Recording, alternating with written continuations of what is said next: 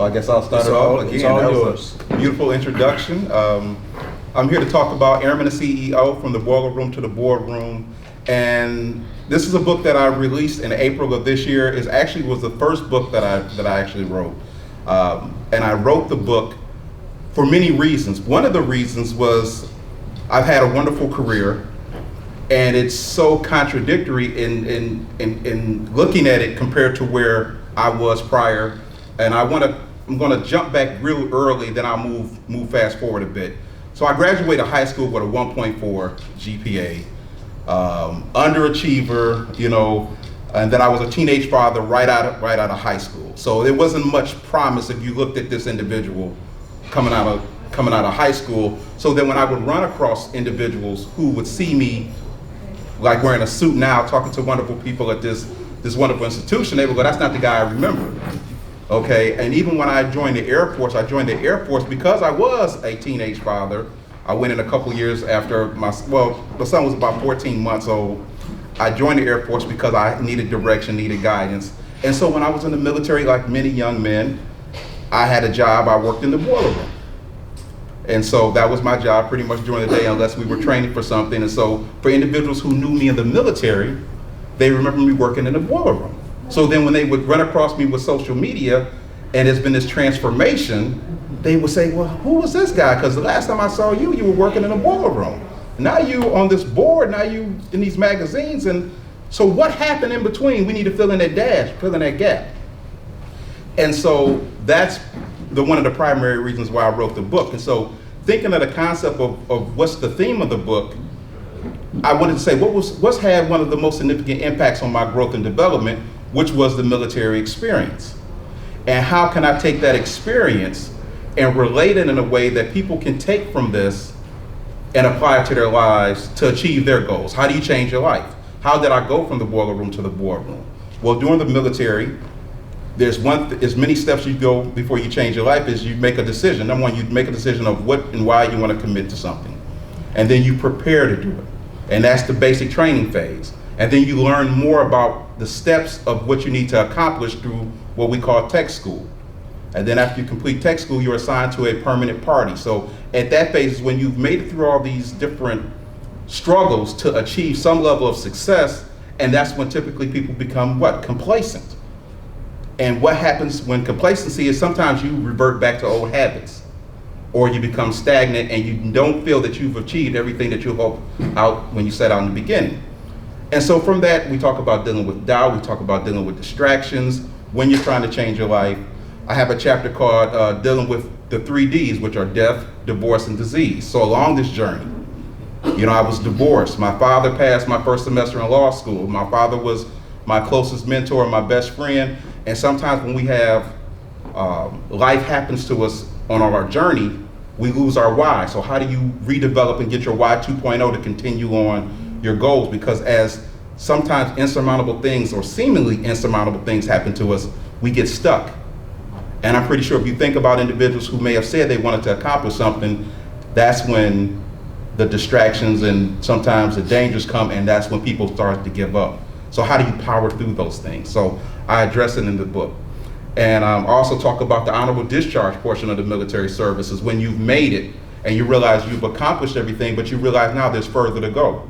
You know, both me and Mr. Watson and myself, we both have honorable discharge, but we went beyond that. And so we were able to use this as a springboard, as an ending, but a new beginning. And so I talk about that as well in the book. And so coming through all of that and identifying opportunities, forks in the roads through my travels, how I was able to use each successive step to build the life that I wanted, and learn how to deal with obstacles and challenges that still are ever prevalent, is what allowed me to write the book, continue to go into different directions. Again, as Makiba said, I started Ringo Services. I was able to sell Ringo Services and then go into other ventures, which have been very, very good for me at this time. Okay. You are a timekeeper, Makiba? What's that? You are a timekeeper? Yes. All right. So as Makiba said, this is going to be a conversation between Dan and I. So we hopefully will do some Q&A of each other. We Yes. learned a lot about each other last night over dinner, so we kind of have there's a lot of similarities, I think, between us, and we're both Libras, as a matter of fact. So his birthday is October 13th. Yes, and yes. mine's October 22nd. I remember. Good guy. and I spent summers in Detroit. So I want to actually talk about probably how the inner city might have influenced some of the things that that you've done over your life thus far. Well, I'll say the inner city, and I was at Dillard High School this morning, talking to kids, and I wanted to emphasize to them that the grit that they naturally possess by growing up in the inner city, the toughness, some of the things, fortunate or unfortunate, that we are forced to deal with in inner city can become jewels or gems for a foundation when you move out into the world, because the world is a very tough place, and we learn quickly that everyone doesn't have our best interests at heart, and everyone doesn't care for you the way maybe your family does. And so I moved to Detroit when I was 12, so I wasn't born in Detroit. So I came from a very small town, and when I moved to Detroit, there was a big culture shock. So learning to adapt quickly was one of the skills that really served me well as I moved forward.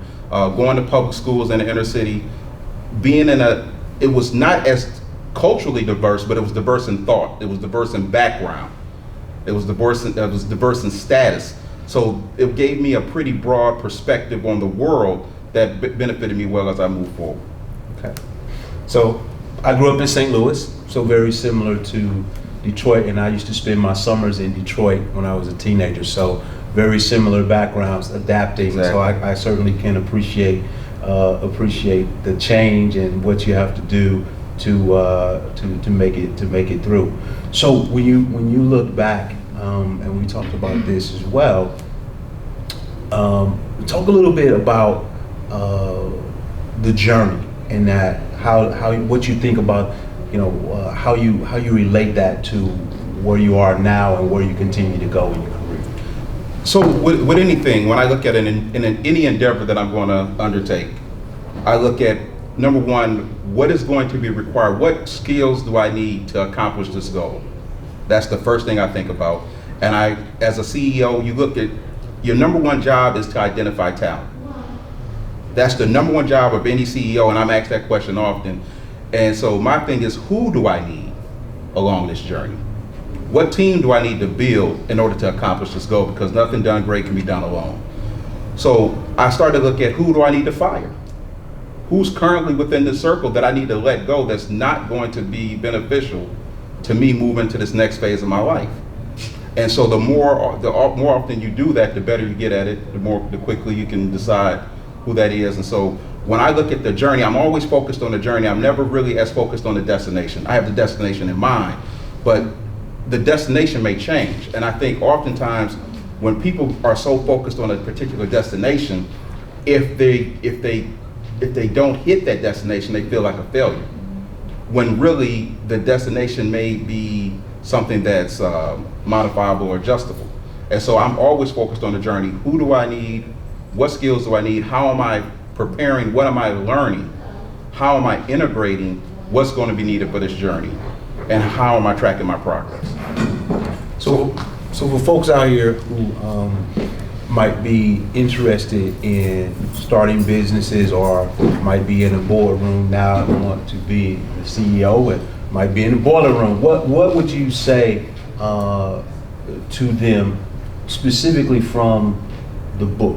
Just some key points. Oh, definitely. I would say, so one thing that you'll get from the book is you have to stay ready so you don't have to get ready.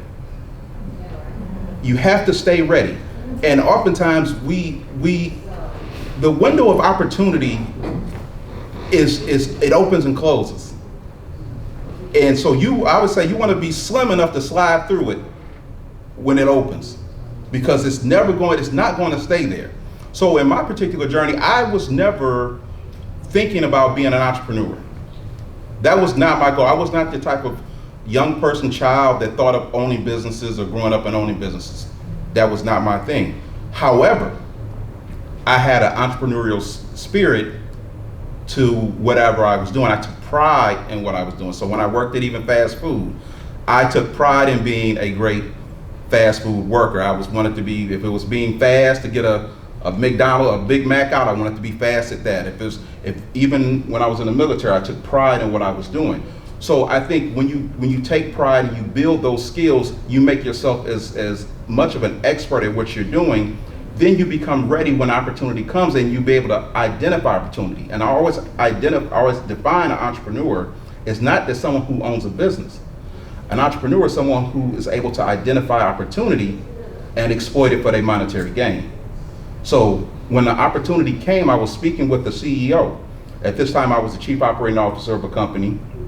And at this time, the company was saying that they wanted to find a minority business to partner with. They had a falling out or a disagreement with the previous minority company. So I said, okay, well, I'll find a minority company for us to partner with. And while we were discussing, he said, well, you know what, it would be good as well if we found a veteran-owned company. Well, I'm not the sharpest guy, but I something went up. I said, well, I checked that box and I checked that box. Well, let me see what it would take to form a company because I fit those boxes. And so I saw an opportunity, and I went after that opportunity, and one thing led to another. And once you begin to shift your mentality into a certain space, when you start to put those building blocks that we talked about earlier, the things that are meant to be will start to come into your peripheral. And then those are things you'll be able to start to focus on, put your energy in, and bring it to manifestation. Okay. How we doing on time? Good? I'm asking now. So we're gonna flip the script. So I'm gonna let you ask me some questions. That way you can. So this is finding success as a civilian. I think it's very important that we talk to each other and we talk to our community about how do you take the military experience and translate that into success in the civilian world. Tell me, what were some of the things when you were in? What made you decide to get out? And tell me about that decision of staying in, because you could have stayed and made a career. Both of us probably would be retired by now and getting a check every first of the month. But what made you give that up to pursue something else? Because that's a risk. And I think when we talk about success, fear and risk are things that we leave out. Can you talk about the success, or talk about the risk and the fear, and what was that process of getting out? Okay, so for me, when I decided to leave the Army, I was in the Army stationed at Fort Stewart, Georgia. As I was a first lieutenant, I had just gotten promoted, and there was an opportunity to go into the Army Reserves. So I sought out headhunter groups, and they sought me out. I interviewed with them, and so I was the risk, or what I was leaving was this potentially 20-year career in the Army as an officer, and being an officer in the Army was pretty nice, even for a young man in his 20s, and giving that up and going into a career, going to Ingram actually was certainly different. I moved from Georgia to Tennessee, and I was a distribution specialist in a warehouse. Okay. So now I'm leaving this guaranteed once a month check,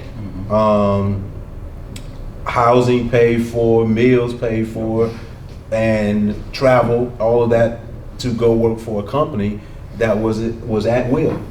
And so, at will being whenever they decided for me to go, was that would fire me. So and I was 20, I think I was probably 25. So I was 25 years old, and that was a big decision. A lot of people thought I was making a bad decision. That's why I want to talk about there. Tell us about some of the things that you heard that may have swayed your decision, and how did you overcome to decide what was best for you? So I looked at I was looking long term, my long term. I'm on this. That was probably the beginning of my journey, right after the military, after I got, after I was got my DD 214 and went into the reserves. So I was looking at, I went to college, I received this business degree. I really want to use this business degree. I can be more than just the average officer. That was what it was, right? So you've got all the second lieutenants and all the first lieutenants and so on and so forth, all doing the same job, right, making the same money, regardless of how hard you worked. And I was in the infantry, so I worked real hard, and I was always in the field. And the first lieutenant who was in the office was getting paid the same. Exactly. So my thing was, I can go out and actually be the person who was in charge of my own destiny, right, and that was my decision to do it. And after I did it, I found success pretty quickly at Ingram. I was promoted 5 times in the 8 years I was there, and all the opportunities I was introduced to libraries, mm-hmm, and I was, in my early 30s, and I'm thinking that, I want to be the president of this Ingram Library Services, mm-hmm, right? And when I look back on it, and as we were preparing, I was preparing to think about our conversation, what would I say is that I actually am the president of my library services. Exactly. Right now. I'm the director of all the Broward County libraries. And so that goal that I set, a little almost 20 years ago, right, I've actually reached that goal, and I'm still moving forward. Right. I think we're getting out of it. You kept saying Ingram. We have some library people here that knows Ingram, but it might be some people. Oh, okay. So Ingram is the largest book distributor to, at that time, bookstores and libraries and colleges, and I worked for them. They were the company that actually helped start Amazon. Another long story, but again, I actually am there now. Like I said, I'm the president of library services, running all of the things that I would have been doing had I stayed in a for-profit company. So I've actually, my journey has gone, and I've made decisions. I've done similar to Dan. Dan took a demotion.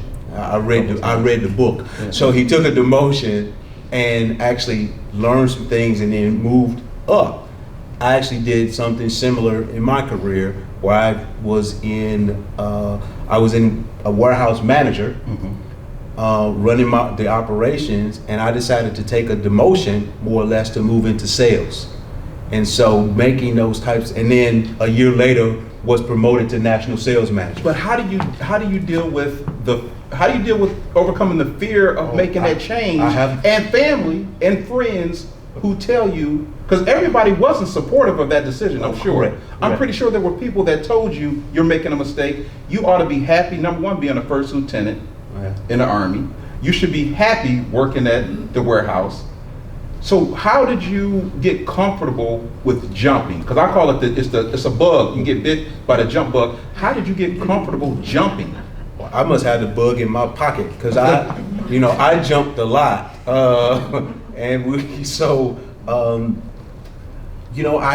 have gone to this place where I have no fear. The fear is not doing what you need to be doing. Yes. That's the fear. Yes, that's the fear. The fear is not doing it. Right.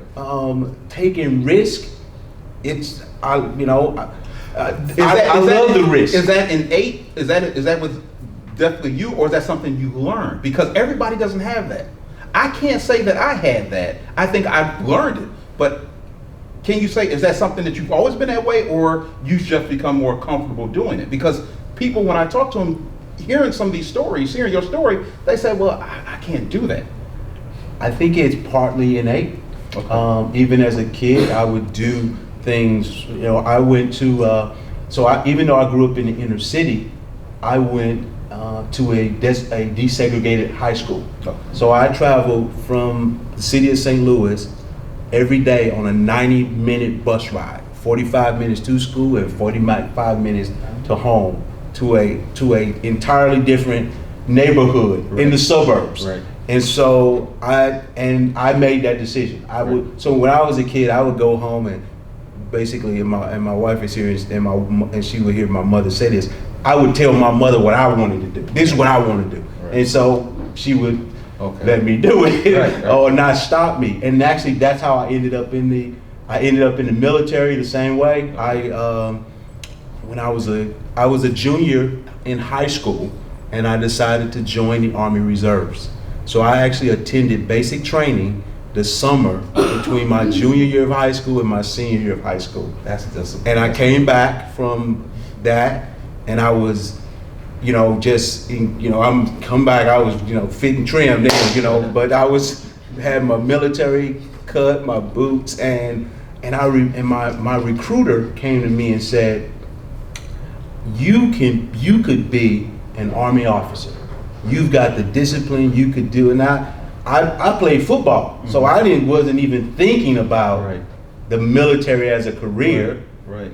I applied for the scholarship, got it, and all of those risks or taking chances, listening to people. Same with library. Right. People would look at me and say, "You are a good business person. Why are you going to library school? Why do you want to go to library school?"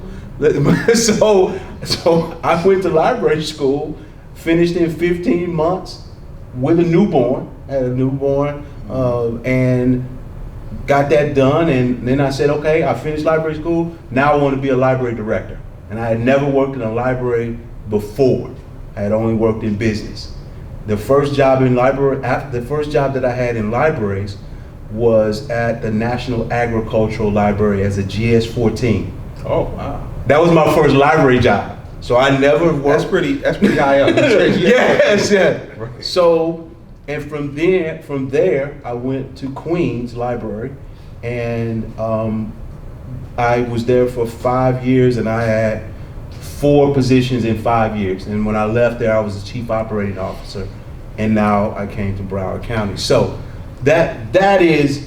But I take risks. I move like my wife will, again, I look at my wife in the audience, she's like, we not moving anymore because. Okay. So let me ask you this. How do you deal with failure? Because every jump and every risk, again, it's a chance, but sometimes you don't win. How do you move past a loss? So I look at a loss as a learning opportunity to improve, to get better. And so if you don't take risks, you can't learn. So any failures that I've had, I've worked to turn that failure into a success. And that's in projects, that's in whatever. Have you always felt like that? Well, I always want to win. So I think back, and as long as I can remember, I'm not a sore loser, but I certainly will look at things and say, this is what I can do better. This is how I can do it better. And I do it now with the team at the library. They'll hear me talk about taking risks and failing and learning from failing forward, because. And trying things that have been tried before, right? Because it might not have worked, but exactly. It might not have worked in the past, but we could try it again, and let's try it. Exactly. And let's try it this way. Exactly. So that is, and that's what businesses do. Yes. And that's what I think about the library as. The library to me is a business. This is a business. It's without a doubt a business. And so we run a business every day. We manage and lead staff, resources, logistics. Exactly. We've got a budget. Exactly. And so if you run it like a business and you think like a business, it's the military. The military is the same way. Exactly. So all of these, it doesn't matter where you are. At the end of the day, all of these things have similarities, and I think that's what you probably would. I'm sure you would concur. I would agree. I think that failure is something I had to learn to deal with, especially public failures. We have private failures, and that's easier to deal with. No one needs to know. But when you fail publicly, and people know, it requires a different mentality to be able to bounce back and forge ahead. And I think that trying to help people with learning to be okay with failing, not accepting it as permanent, that is part of the process, I think is what allows people to continue to achieve their goals. And because I've had some very public failures and things that I feel many people probably, like we won an $80 million contract only to have it taken away 2 days before the board was to vote. And this was public. And so you have the press, the Chicago Sun-Times, the people calling you, asking you, Dan Ringo, you just lost this $80 million contract. How do you feel? What do you, how do you think I feel? You know what I mean? So, but, and people are looking at you. That's when, if you ever felt like a celebrity, for a moment I knew what a celebrity felt like, because you go places, people know they're looking at you, and they're looking to see your expression on anything. If you sneeze, how do you sneeze? I mean, everything, and how do you deal with that? And what's your next step? How do you bounce back? I mean, I don't want to sit here, and I know you're not saying that as well, is that failure is nothing. We don't want to fail. You don't enter anything. I've been divorced. You don't enter anything for it to fail. However, you can't let that failure be the end. It's only a part, and like you said, how do you learn from it? And I think, having both personal and professional failures and using those, learning from those, and not just saying that as a cliche, but actually being honest and transparent with yourself to say, am I learning something from this, that if this situation ever arises again, I'm able to identify it and deal with it differently. Many times when we're trying to pursue our goals, we keep repeating the same mistakes because we aren't honest. We're not honest with ourselves about the mistakes that we've made and that we were wrong for whatever part we played in that particular failure. I mean, so from a business side, from a professional side, I've made many mistakes. It was decisions I've made, and I've had to say, if I ever had that situation again, I would do it differently because I was not right. And even if the situation was not totally right, where was the wrong that I had in that situation? So I don't make those same mistakes. I can't conduct your behavior, but I can conduct mine. And so I think that that's what allowed me to be open to opportunities that allow me to continue to progress. We can open it up to Q&A? Yeah. All right. Well, I got to tell you, as a former military guy myself, this isn't about me, but when you hear an enlisted guy go from the boiler room to a law degree, that's rare. You're the second person I've ever known to do something like that. To watch a first lieutenant give up that cushy life. You're the only person that's done that. So there were pressures, right? Yes. And the pressures, especially I can speak to the Air Force. Yes, sir. All the times we came in the room and we were successful, and there was this pressure to hold down the success. Yes. All right, you probably did the same thing in the officer corps. Hold down the success. How did you overcome that, or let that be a part of the fuel to keep you going? When you say hold down the success, I'm gonna be honest. Yes. Like being go to the library when the officers come in the room to do the inspection. If you had a shaving waiver. I had a shaving waiver. So you had a shaving waiver. Yes. We can't have you in the public view when you had a shaving waiver. We got, for some reason or other, you are inferior. You are something other. This isn't a race question. No. But I'll say that, man, God has been, I like to say a very blessed individual, because coming from Detroit, I had the Detroit mentality when I went into the Air Force. Oh. So when I was in basic training, I was recycled. That means I was held back a couple weeks. Okay, so that was one of my first failures. So I went into basic training. I had never been in charge of anything. I'd never been in a leadership position, and the drill instructor made me the dorm chief. So now I'm responsible for 60 young men. Everything is going well, but now I'm in a new position. I was going through whatever I was going through that made me join the military at age 20, because I didn't go right out of high school. I was out here struggling and going from job to job.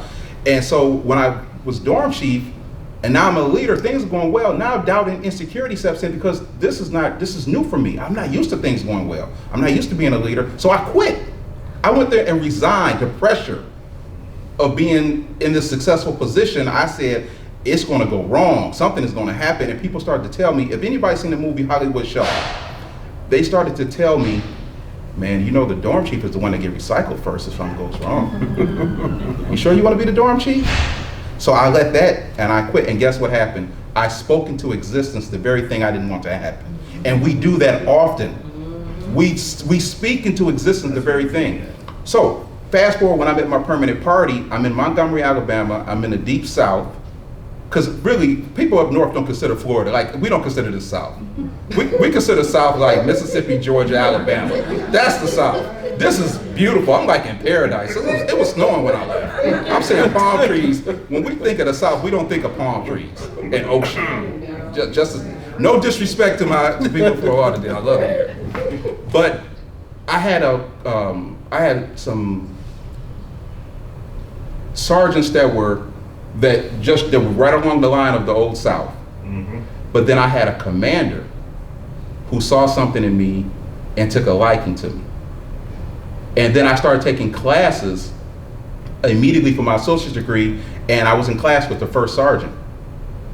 So I had these counter forces of people who really wanted to see me fail, but then I had people in an influential position who wanted to see me succeed. So I had to walk that line a bit. I know exactly what you're talking about, but then I had my natural innate mentality was, if I knew I had these people that had my back and I wasn't doing anything wrong, I was a little aggressive or assertive with that. So I was pushing forward in the face of them wanting to cap me and limit that, but I fought against that because I knew I had support, and I knew people supported me for who I was, and I didn't have to change that.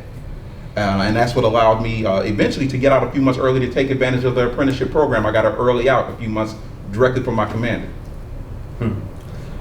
So mine was a little different. So as I said, I went to basic training the summer between my junior and senior year of high school.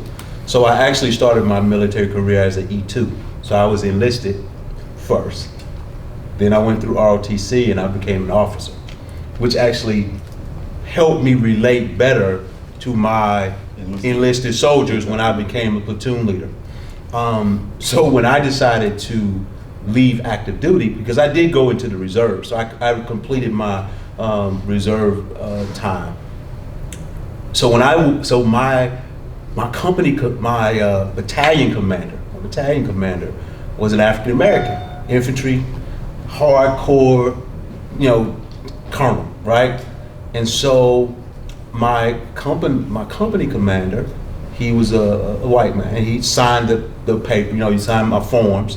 Then I had to take them to the battalion commander, this African American guy, and he's like, I'm not signing it.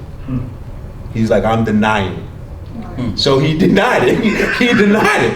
And he was really trying to convince me to stay, to not give up the active duty, because he had spent 20 years in, and he wanted to force me to stay, which wasn't going to work, because I had already made my mind up that I was going to go into the reserves, I was going to complete my time, and I was going to not again be a lieutenant, or in how they rated. They only rated so many people in the top, right? So most of us were in the middle, or you made the bottom, regardless of how hard you worked. Only a percentage of the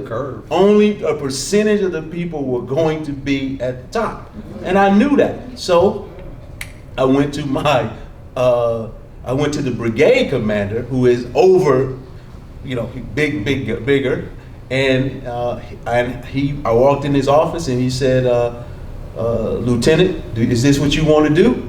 And I said, yes, sir. So he picked up the phone and called that battalion commander. And for the military folks, they know. Exactly. He gave him and he said, this lieutenant wants to leave. We're gonna let him leave, and sign the paperwork. And and the same thing kind of happened when I was in the reserves. That they tried to keep me, because there's only a small percentage of African American officers, so they want to keep you, right? And so I was like, I'm at this company, and I'm doing well. mean, I've been promoted I'm doing well. I'm using what I learned in the military, and that's what I had my eye on. My eye was not to be, that battalion commander who I actually, would tell, people would ask me why, another reason why I decided to leave was I said, I don't want to be him in 20 years. I don't want to be that guy in 20 years, right? And I saw that potentially happen, that the military could do that, compromise you sometimes, right? Compromise us sometimes, the African Americans sometimes, and again, that's not what I saw for myself. And I've had a great career. I still talk to my lieutenant colonel who was my ROTC commander. I still talk to him often, and he recently told me in a conversation a few months ago that he says, had you stayed in, you'd have been a general. So that compliment from him said a lot to where he's actually seen me grow since he's known me since I was about 19 years old. So he saw that. So that's what's happened. So on balance is the right thing to do. Appreciate it. No problem. Any other questions? I have a question. So, Mr. Ringo, if you could go back to your teenage self, Yes. what would you tell your teenage self? I heard you say earlier that you talked to the Dillard High School kids. You talked to a lot of kids in high school. What would you tell yourself, or would you tell yourself anyway? Oh, I would tell. I would still, because that's the thing. I talked to them. I told them today. I said, listen. I said, if you had a friend that was a psychic or a fortune teller, would that be of value to you? And of course, they said yes. And I said, well, that's what an older person is, a mentor is for you. They've lived it. They have went down the road, and they can tell you where you're going to be based upon what you're doing now and what your actions are. So if I could go back and tell myself, I would say, number one, don't graduate with a 1.4. Apply yourself. Actually, apply yourself. I would say, save your money and protect your credit. I would tell those are three things, that I would really do. I think those are the major things. I had a great work ethic. That's something I learned at home. I would go to work, but the applying myself, I think oftentimes, especially in the inner city, we are so focused. Kids get focused and distracted on things that have no value to their development. And I was no different. I was worried about what gym shoes I had on. I was worried about the clothes I was wearing. I was worried about what was going to impress the girls. So I didn't relate. And my folks were beautiful people. My mother and father are beautiful people, but I don't think they had the skills to really, I knew education was important, but my father was a big man. I'm not a small guy. My father was bigger than me. Other than don't embarrass me at parent-teacher conference. That was pretty much the extent of it. I knew he meant well, but he didn't have the skills to really, help me there. And I had the talent, I just didn't apply myself. And I think I have 4 children now, and I try to emphasize to them is apply yourself, leave no stone unturned. Because you never know, as we said, stay ready, you don't have to get ready. Because I've done that, as opportunities come, I'm ready. The reason why I went and got a terminal degree, I always wanted to go to practice to be an attorney or go to law school. But I had a cousin that I named after. And I remember I was talking to him on his deathbed. He died like a couple days later. He had cancer. And Dan had an 8th grade education. Okay, but he owned business. He was an entrepreneur. He owned 4 or 5 businesses, always owned businesses. And I was talking to him, and I said, Dan, what made you? How did you do this with no education? He said, well, Dan, I always wanted to know what I had inside of me. He said, I wanted to put up my high score. He said, I wanted to leave. I wanted to know when it came my time that I gave it my all.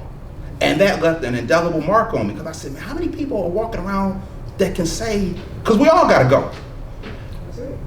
How many people can say, and there comes a time that, hey, I gave it all my all. I didn't leave a stone unturned. I didn't let fear, because that's the thing that I see most of people, and people will project those fears. So I would tell my younger self, don't allow people to project their fears upon you. Be bigger than what you are afraid of, because you have survived everything you've ever been through. So you will survive this. Yeah, that's right. So I think that's the thing. And I've survived some things that you go, man, so now, to what Mr. Watts is saying, it's not that you become arrogant, because some people will take it as arrogance. It's just that you're so confident, whatever, I'll be all right. I'll be okay. I will make it through. You're going to be okay. So go out and fail big. Try big. Mm-hmm. Go big or go home. That's what I would tell myself. Any other questions? I'm just saying that the term that struck me tonight is failing forward. Because I think that over my life, I've always tried that comfort, know that if I fall, there's something that is protecting me. So I think it's a very big statement. And I'm wondering if sometimes it is born out of maybe naivety to not just realize that you can really fall and never rise, or if it's that innate thing that makes you fearless, so. I think we're all different. You'll see somebody physically may be in an accident. One person may walk away and someone may not be as fortunate. How we respond to, personal tragedies, death, divorce, and disease, the way somebody reacts to that may be different than someone else. I think you can learn to be fearless. If you can identify and define the fear that you're dealing with, because it may come through somebody that's just close to you. And what we'll do is we'll laser in on this person and that becomes the problem, rather than looking at the actual issue. And if this is nothing but fear, and I can control this, and what's the worst that can happen? I tell myself that all the time. And so when I was talking to the kids at Diller today, I said, what does no mean? They said, well, you can't do it. I said, no. No does not mean you can't do it. No means that you can't do it with them. Doesn't mean you can't do it. No is, if you told me no right now, if I said, I got a book, you want to buy a book? You said, no, okay. That doesn't mean I can't sell any books. It doesn't mean you're not going to buy one. So a no is for them, it's not for you. And once you start to put things in their proper categories, you don't get your highs don't get too high and your lows don't get too low. And I would add to that again. Someone that once asked me, why do I do the things that I do, or how do I do the things that I do? And because they were fearful. And so I used another word, and I said, do you have faith? Step out on faith. That's what it is. Two, it's that.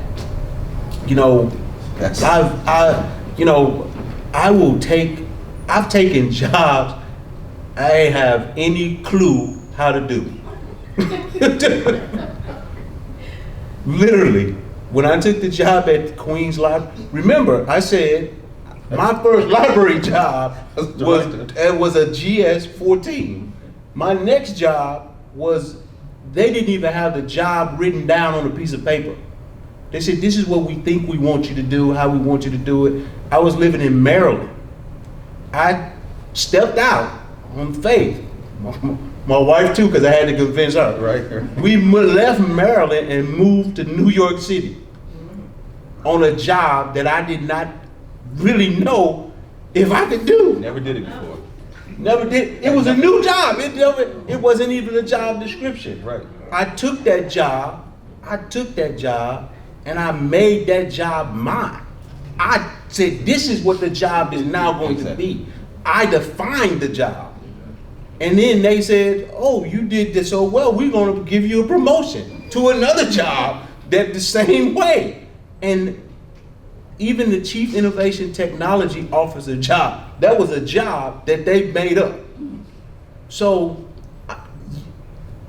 I have, because I've done these things and been successful, some failures, but mostly because I would turn that failure into a success and say, I own this. Mm-hmm. And that's what I own it, good, bad, or indifferent. And I say that, again, people, my team have heard me say it, I own this. And then I'm gonna do the things that we've done here at, for example, in the libraries. The last 2 years, we've done more things that have never been done before. My county administrator actually told me this past Saturday, that if I had the opportunity, I would put a library in a bathroom.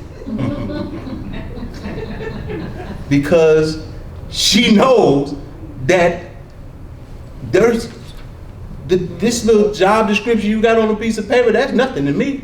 I want to take that thing and make it as much as I can mine. Yes, sir. U.S. Army, enlisted 14 years. I'm listening to what you guys are saying, and there's a lot of mirrors. There's a lot of same thing. Got out, enlisted, was told I shouldn't get out. I had 14 years under my belt, but I was injured at the time. I chose to get out because I couldn't keep up with my team. You know how that goes, right? I'm now the CEO of 3 companies. In the time frame that I have been since I got out of the military, 97. I think one of you guys. 97. Yeah. I went in 83. I got out in 97. I was also went to National Guard right down here with the 743rd. Went to Desert Storm, all of that. Came back and then. But in that time frame, I have built companies and I've sold companies, and I've failed, like you guys said. And I do the same thing. I said, you fail forward. You fail forward. And so I'm listening to you guys pretty much tell my story. You know, unfortunately, not a lot of our brothers and sisters who served in the military walk out with the same gumption. That's right. I use the word gumption, but not with the same tenacity, not with the same boldness, not with the same bare-facedness, especially our African American brothers and sisters. But because one of the things that I know for me, and I think the fear, and you said right, take that word fear and change it around to faith. And so I just wanted to just comment to say, I hear you, I've been down that road, I just ain't road no boat. Well, I'll say this too, just back to the sister's point over there. I take with me. Okay, so even I remember Chris Rock said, you know who's the most arrogant person on the planet? And this was this is like 2 or 3 stand-ups ago. He said the person that's running for president. He said, because think about this. The person that says, you know who should be in charge? Me. Of this whole country. That is a humongous statement. For you to say, I should be in charge of all of this. So I don't worry about those who aren't doing anything, because people who are trying and succeeding and even failing, that's your people. The people that's in the game, not the spectators. Because a lot of times, whether it's fear, whether it's faith, it's external. It's what we think people may think about our failure, especially if it's a public failure. Is what are people going to think about this with me? How are people going to view me? Once you get past that and worry about, because people that are doing it, when you run in a race and you fall right there and trip, guess what? Somebody's gonna pick you up because they get it. Now, if somebody on the sides who ain't running, well, they ain't running. And if you ask them, do you want to run? They're gonna say, no, I'm good. So, don't worry about them. Yep. I don't worry about the spectators. I worry about the ones that are actually doing it. Those are my people. So when I wrote the book, to my point of saying I'm going to put this in a book, will anybody read it? Well, it was number one seller, new release for the first 4 weeks. It resonated with some people. I wasn't worried about who was not going. The people who could care less is the people who knew me. The people who saw the struggle, but those were not the people. This was not for them. This is for people who don't know. People that are saying, man, what's a good word? So that's where you should focus. Again, fail fantastically. I remember getting my law professor, her claim to fame, and I loved it. She said, I failed fantastically at the Supreme Court. And I related to that because at one point before I got accepted in the 3 law schools, my goal at the time was to actually apply to Harvard Law School and get a rejection letter. That was my goal, because that would have meant that I did everything I needed to do to be able to even apply. Okay, because I went back and got my bachelor's degree when I had 2 years left on my GI Bill. So I had to go full-time, finish up, and then apply. So my goal at that time was just to get a rejection, because that meant I was in a boiler room, and now I had got myself to the point where I was even eligible to even apply. So that was my goal. My goal was I was going to frame that baby, and I didn't apply, but that was my goal. So even then, you have to, how you like to say, if you have faith, if we really have faith, you can't worry about whether or not you're going to fail. I got time for one more question. And it sounds like there needs to be some kind of network put together for African American ex-military, so they can maybe talk and relate to the brothers that have done really well in civilian life. To get them on the, y'all CEOs, I got jobs and stuff.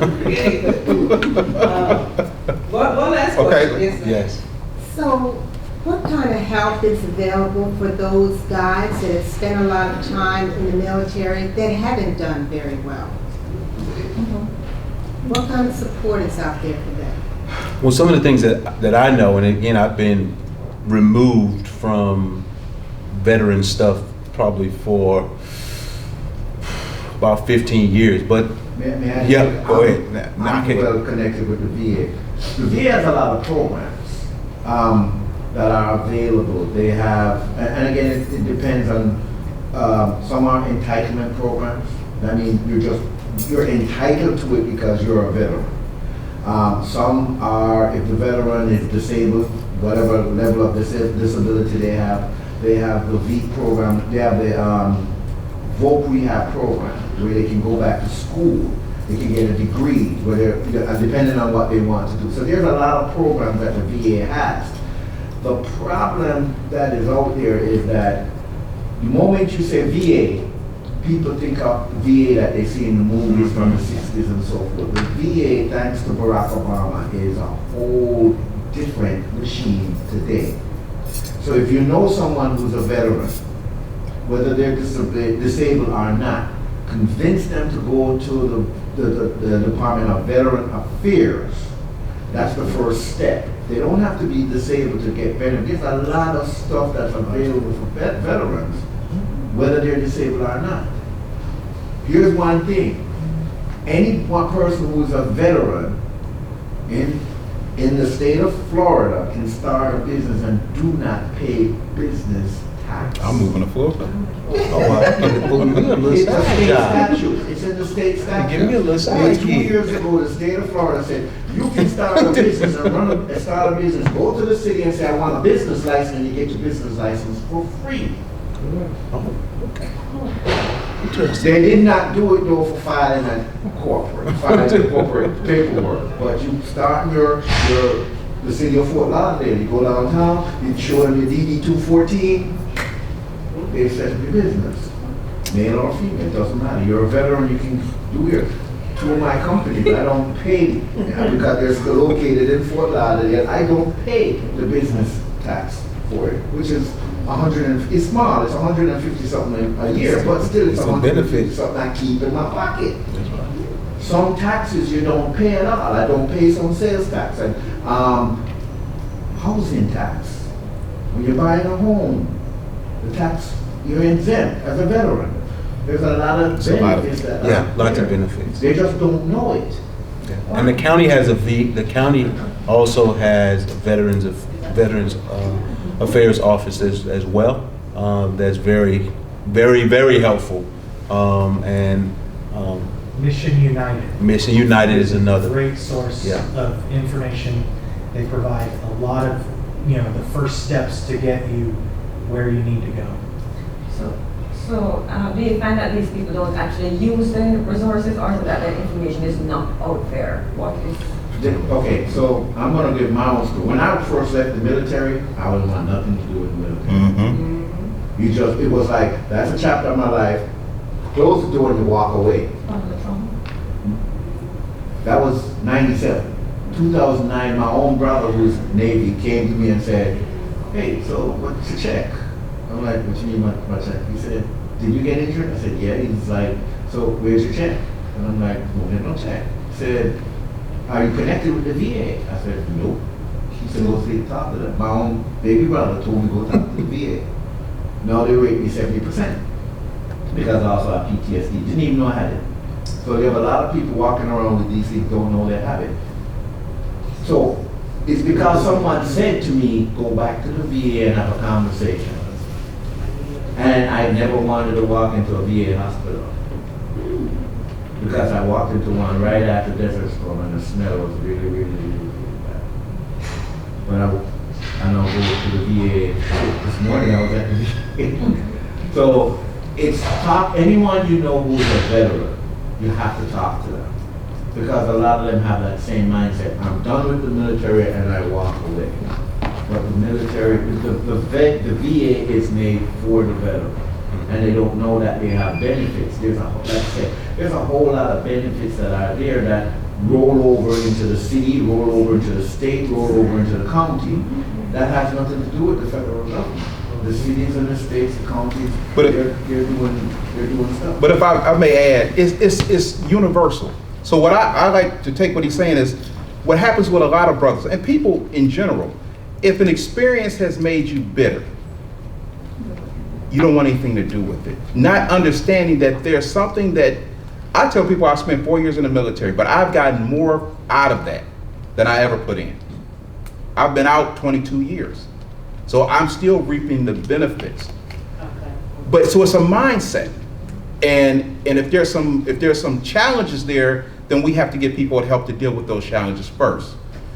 But for those who may not and just may feel better about it, then it's really putting in the proper perspective of what this can do and what you've earned by being a veteran that's available to you. Once you have that mentality, because everything that I get, I say I earned it. I mean, I was there. I'm an honorably discharged veteran. So anything that I'm able to, the experience, I was writing a book and being able to use that experience of the steps of basic training, tech school, permanent party, TDY, and be able to explain this in the book is because of that experience that I'm taking from it. So I think it's all about the mindset and how the perception of their experience.